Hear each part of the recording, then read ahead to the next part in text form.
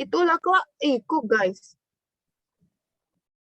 Assalamualaikum warahmatullahi wabarakatuh. Selamat sore semuanya. Kami dari kelompok 3 dari kelas IPA B akan mempresentasikan hasil tugas kami untuk mata kuliah Pancasila. Sebelumnya, izinkan saya memperkenalkan anggota kelompok 3 dimulai dari saya, yaitu Arifah Zahrani, yang kedua Rapi Apriansyah, yang ketiga Rizka Kurniani, yang keempat Dini Fajatriana, dan yang terakhir Gita Indah Lestari. Untuk pembahasan pertama akan disampaikan oleh rekan saya, yaitu Rizka Kurniani. Kepada Rizka Kurniani, saya persilahkan. Terima kasih kepada moderator. Pancasila, rumusan dan pedoman dalam kehidupan berbangsa serta bernegara bagi rakyat seluruh Indonesia. Seperti disebutkan sebelumnya, Pancasila mempunyai dua fungsi pokok, yakni sebagai pandangan hidup dan dasar negara. Selain itu, pengalaman Pancasila dapat pula diterapkan dalam kehidupan sehari-hari, termasuk di lingkungan keluarga. Pancasila sebagai pedoman dalam berkehidupan dapat ditelisik dari asal-usulnya. Berasal dari bahasa Sanskerta. Pancasila terdiri dari kata panca yang berarti 5 dan sila yang bermakna prinsip atau asas. Keluarga.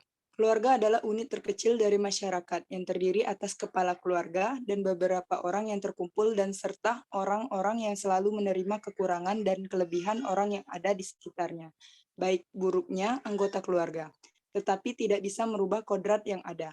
Garis besarnya yang baik diarahkan dan yang buruk diperbaiki tanpa harus menghakimi.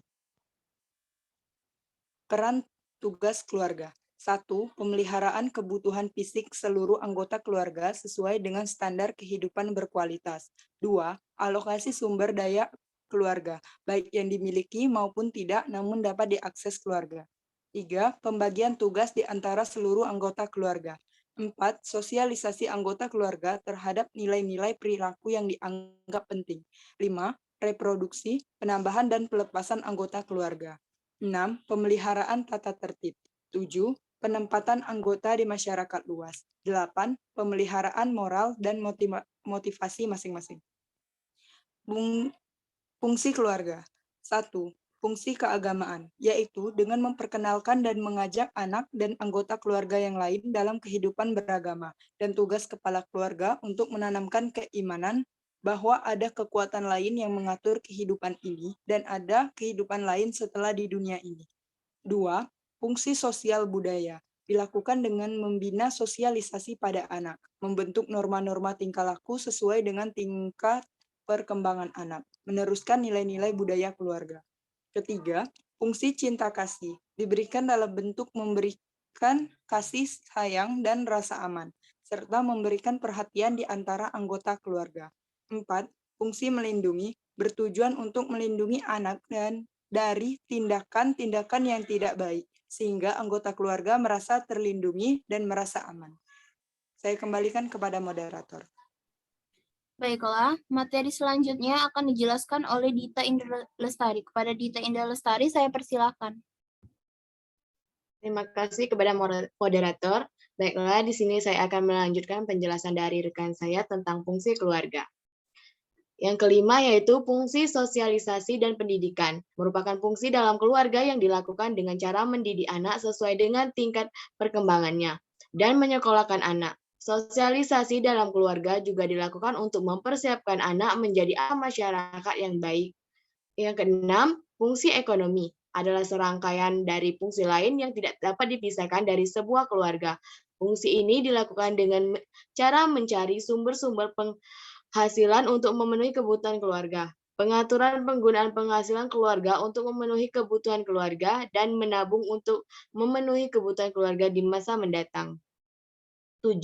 Fungsi pembinaan lingkungan dalam bidang ketahanan keluarga diupayakan untuk meningkatkan kemampuan keluarga dalam mengasuh dan menumbuh kembangkan anak dengan tujuan agar terwujudnya keluarga yang maju, mandiri, sejahtera, hidup selaras, serasi, serta seimbang dengan daya dukung dan daya tampung lingkungan demi terciptanya suatu ketahanan keluarga.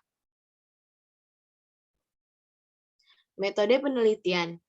Pada metode penelitian yang telah dilakukan yaitu menggunakan yang pertama wawancara atau interview.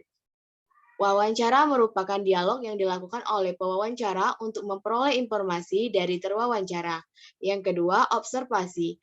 Observasi sebagai pengamatan dan pencatatan secara sistematik terhadap gejala yang tampak pada objek penelitian. Yang ketiga, dokumentasi. Dokumentasi merupakan peristiwa yang sudah berlalu. Dokumentasi bisa berbentuk tulisan, gambar, dan karya-karya. Contoh penerapan nilai Pancasila dalam keluarga. Sila pertama, ketuhanan yang Maha Esa. Melaksanakan ibadah tepat waktu, mengingatkan anggota keluarga untuk melaksanakan ibadah bersama-sama anggota keluarga, merayakan hari-hari besar agama bersama-sama anggota keluarga, membimbing anggota keluarga untuk memperdalam ilmu agama. Sila kedua, kemanusiaan yang adil dan beradab. Melaksanakan kewajiban sebagai anggota keluarga, menolong anggota keluarga yang mengalami kesusahan, menerima hak sebagai anggota keluarga, gemar melakukan kegiatan untuk kepentingan bersama, saling menghargai dan menghormati sesama anggota keluarga. Sila ketiga, Persatuan Indonesia. Giat belajar agar dapat membanggakan keluarga, mengembangkan perilaku hormat kepada orang yang lebih tua, menghargai anggota keluarga yang lebih muda, selalu menjaga kerukunan dengan sesama anggota keluarga, membantu berbagai kegiatan dalam keluarga. Baiklah, saya kembalikan kepada moderator. Baiklah, materi selanjutnya akan dijelaskan oleh Saudari Dini Fajar Triana. Kepada Saudari Dini Fajar Triana, saya persilakan. Baiklah, terima kasih kepada moderator atas waktu dan kesempatan yang telah diberikan. Selanjutnya adalah penerapan nilai-nilai Pancasila untuk sila keempat. Yang pertama itu menyelesaikan masalah di dalam keluarga dengan musyawarah. Yang kedua, berjiwa besar untuk menerima dan mempertimbangkan pendapat sesama anggota keluarga. Kemudian, tidak boleh memaksakan kehendak sendiri kepada anggota keluarga yang lain. Setiap anggota keluarga menerima dan menghargai hasil keputusan bersama. Dan yang terakhir, contoh dari penerapan adalah setiap anggota keluarga harus bertanggung jawab untuk melaksanakan hasil keputusan musyawarah. Sila kelima, contoh penerapannya yang pertama itu bergotong royong menyelesaikan pekerjaan dalam keluarga, yang kedua bekerja keras dalam menyelesaikan masalah keluarga, yang ketiga saling membantu antara sesama anggota keluarga, yang keempat bersikap adil dan dalam pembagian hak dan kewajiban setiap anggota keluarga, dan yang terakhir itu menjaga kerukunan dan persatuan dengan sesama anggota keluarga.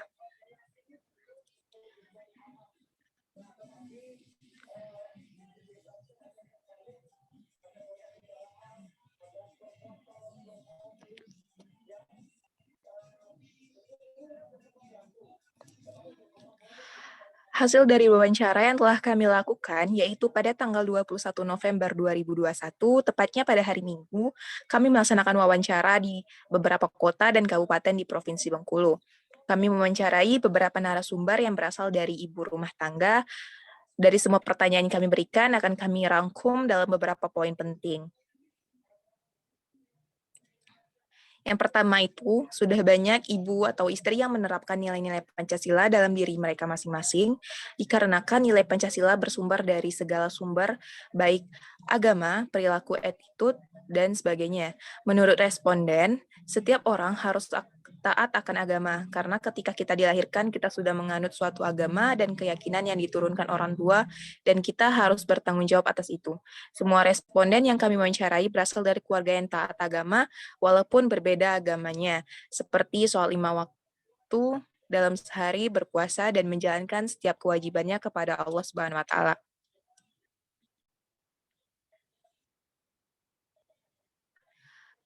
Selanjutnya, lantas bagaimana sikap responden bila terdapat salah satu anggota keluarga yang tidak mendengarkan dan mengabaikan kewajiban mereka masing-masing? Terdapat beragam jawaban yang masing-masing memiliki perbedaan dalam menyikapi hal tersebut. Salah satu responden lakukan adalah menegur dan menasihati, akan tetapi jika sudah tidak mendengarkan, maka jalan terakhir adalah dimarahi. Untuk yang satu lain menjawab bahwa mereka akan tetap memberitahu yang baik kepada anggota keluarga mereka, namun jika anggota keluarga sudah tidak mau mendengarkan nasihat beliau, juga tidak bisa berbuat apa-apa karena anggota keluarga sudah memiliki usia dewasa semuanya. Terima kasih. Selanjutnya kembali ke moderator. Baiklah, untuk pemateri selanjutnya akan dijelaskan oleh Raffi Apriansyah. Kepada Raffi Apriansyah, saya persilakan.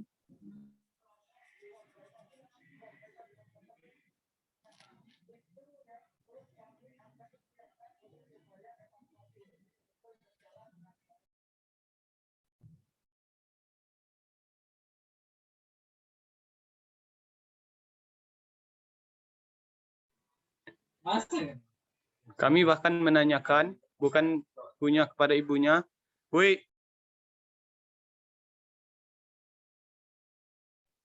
ulang dulu tolong."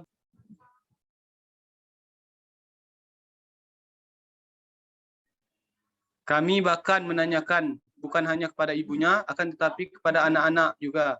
Anak-anak beliau menjawab tidak. Akan tetapi, saat mereka masih duduk di bangku SD, kelas 3 sampai kelas 5, beliau akan mencubit jika sudah terlalu nakal dan tidak mau mendengarkan, dan responden juga membenarkan pernyataan dari anaknya. Mungkin ada banyak akan tetapi, untuk waktu dekat ini, sepertinya menekan anak terakhir saya dalam SBMPTN kemarin, dan sempat membuat mental down saat anak saya gagal dalam SNMPTN. Dalam masalah yang disebutkan tadi, responden meminta maaf dengan menyemangati kembali dan membangun kepercayaan diri anaknya secara perlahan, mendengarkan keluh kesah anaknya saat ingin melakukan ujian SBMPTN, dan mendengarkan keluh kesah anaknya dalam menjalankan masa perkuliahan.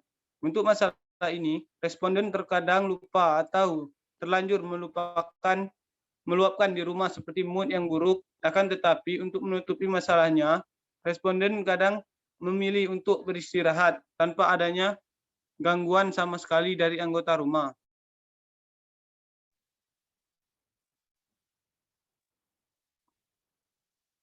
Selanjutnya, responden berpendapat dalam hal ini, semua keputusan telah diambil dengan persetujuan bersama.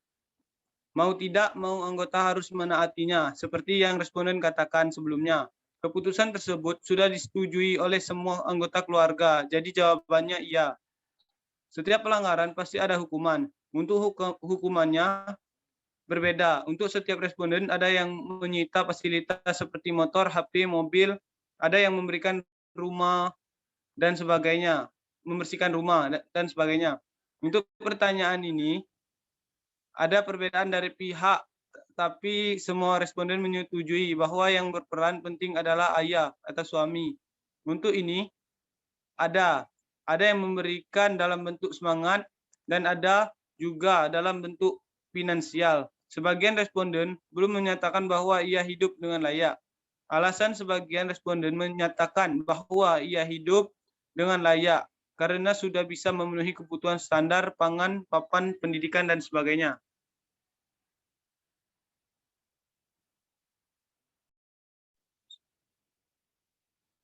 Responden, kendala utama yang sering dihadapi dalam menerapkan nilai-nilai Pancasila dan solusi mengatasinya. 1. Pemahaman Pancasila. Masyarakat mengalami penurunan intensitas pembelajaran Pancasila dan juga kurangnya efektivitas dan daya tarik pembelajaran Pancasila. Solusinya dengan adanya program pemerintah, yaitu penanaman nilai Pancasila masyarakat. Diharapkan bisa lebih memahami dan menerapkan baik di lingkungan rumah dan sosial. Apa itu nilai-nilai Pancasila? Kedua, eksklusivisme sosial. Terkait derasnya arus globalisasi sehingga mengarah kepada menguatnya kecenderungan politisasi identitas dan menguatnya dan pigmentasi sosial yang berbasis sara. Solusinya, bagaimana cara kita bisa membatasi diri dalam arus globalisasi ini, seperti mengambil yang positif dan membuang jauh yang negatif, dan menjadikan Pancasila sebagai pedoman hidup.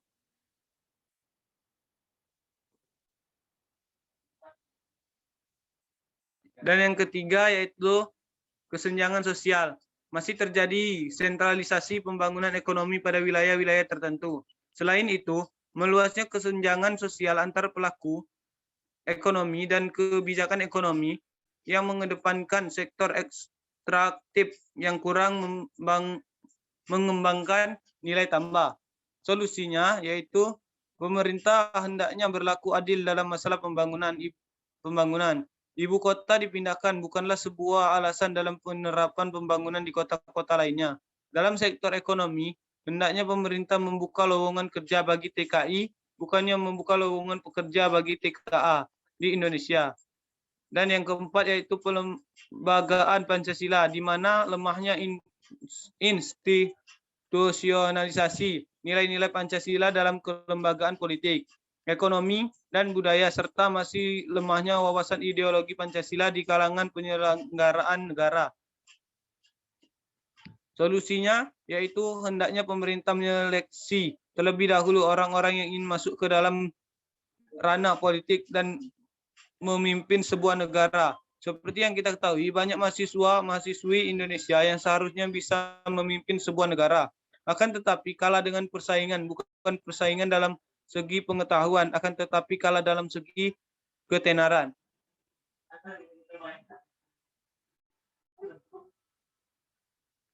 Dan yang kelima yaitu keteladanan Pancasila. Tentang yang dihadapi adalah masih kurangnya keteladanan dari tokoh-tokoh pemerintah dan masyarakat. Hal ini diperparah dengan semakin maraknya sikap dan perilaku destruktif yang lebih mengedepankan hal-hal negatif di ruang publik serta kurangnya spesiasi dan intensif terhadap prestasi dan praktik-praktik yang baik. Solusinya yaitu seperti yang kami sebutkan sebelumnya. Hendaknya pemerintah menyeleksi terlebih dahulu orang-orang yang akan memasuki ranah politik ini. Seperti yang kita lihat sekarang, orang-orang dalam ranah politik sering lebih mementingkan sensasi daripada prestasi. Kendala-kendala yang dihadapi dalam penerapan nilai-nilai Pancasila dalam ketahanan keluarga, yaitu 1. Nilai ketuhanan. Terdapat anggota keluarga yang susah untuk disuruh menjalankan perintah Allah Subhanahu wa taala, salah satunya seperti sholat. Dan yang kedua, nilai kemanusiaan. Anak kurang bersosialisasi sekarang. Itu salah satu kendala dalam menjalankan sila kedua. Dan nomor 3 yaitu nilai persatuan. Terkadang di dalam lingkungan rumah pun belum bisa diterapkan, seperti terjadinya pertengkaran antara kakak dan adik, dan sebagainya. Dan sila keempat yaitu nilai kerakyatan. Kendala yang terjadi di sini, kadang masih terjadinya perselisihan pendapat antara orang rumah, dan sebagainya. Dan nomor 5 yaitu nilai keadilan sosial. Kendala yang terjadi sering membedakan, kurang berbuat adil di antara anak-anak, dan sebagainya. Baiklah, saya kembalikan ke moderator. Baiklah, terima kasih kepada Saudari Rapi. Saudara Rapi, berdasarkan hasil wawancara, observasi lapangan, dan analisis berdasarkan teori-teori pembelajaran diperoleh semasa perkuliahan, maka kami menyimpulkan sebagai berikut. Yang pertama, Pancasila memiliki nilai-nilai luhur yang dapat dijadikan pedoman hidup dalam menjalankan kehidupan sebuah keluarga guna mencapai sebuah ketahanan keluarga.